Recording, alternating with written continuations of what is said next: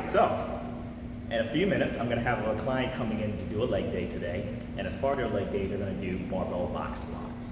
So, the reason I like to use the box, especially in the early phases when I'm teaching somebody either the barbell squat or just box in general, because for me, it's a good way to reinforce the pushing your hips and glutes back into the chair range of motion for a squat.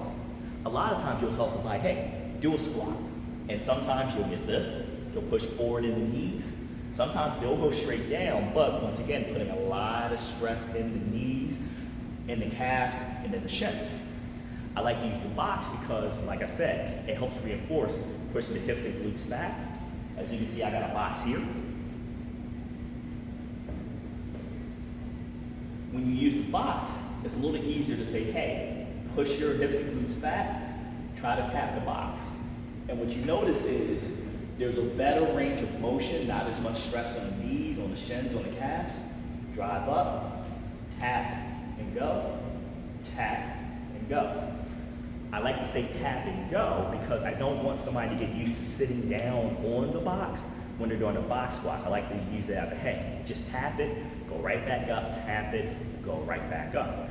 Because eventually, the box is going to have to be removed, and it's up to whoever's doing it to do the range of motion properly without a box. However, I like to use the box as a good initial teaching tool.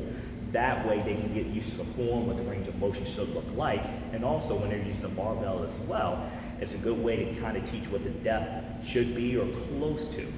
Last thing with the box, you can shift it around, you can move it, you can flip it higher, you can flip it lower, heck, you can get it really deep for a squat as well in regards to working on the range of motion. So I think the box is a great tool. Once again, it's not a permanent tool, but I think it's a really good tool with teaching beginners how to squat properly.